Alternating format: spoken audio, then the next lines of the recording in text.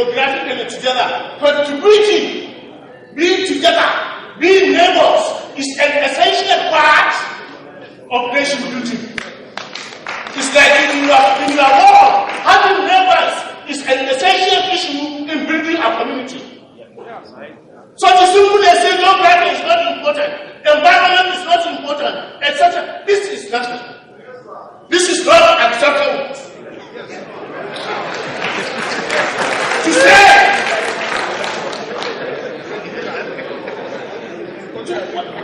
I will come to that later. Let me go.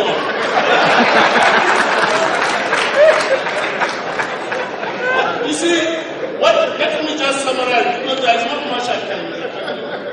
One of the major problems we face, apart from foreign interventionism, apart from impunity, because the rulers of Africa have no respect for the law because they rely on foreign powers to remain in power. Now, there is another very serious and the most difficult one. One of the greatest contributions to African liberation, apart from the one I've said about, I've talked to you about, people like Nkrumah, people like Amilcar Cabral, like Mandela, and so on, is the fact that over the years, African intellectuals have been working.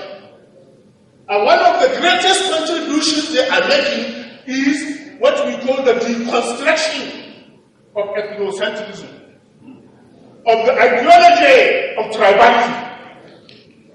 This is one of the greatest problems facing Africa. And this is one area in which African intellectuals achieve a fate. It's one of them. I can give you a lot of names. Decade, our decade. Wadi Usman, Ake, Claude Ake, and so on and so forth. I can count more than 20 right here and now. If you have read what they had written, the kind of statements my dear lady was saying could not have arisen.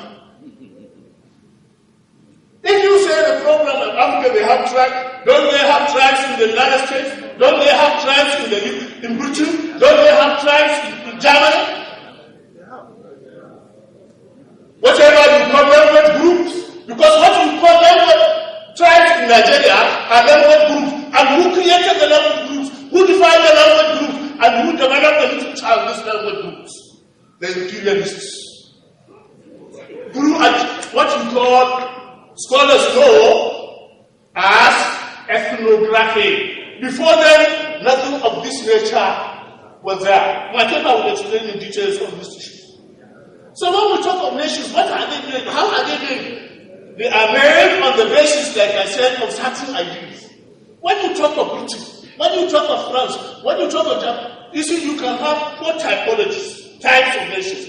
The ones in Europe, Britain, France, Germany, and so on, that arose in the context of their opposition to the Holy Roman Empire. And from which, in their resistance to the Holy Roman Empire, they established nation states.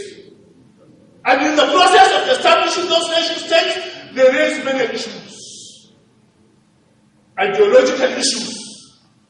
But what defines them is that nation states are the first major creation of political entities that seek freedom from other nations and then establish freedom for their own inhabitants as citizens.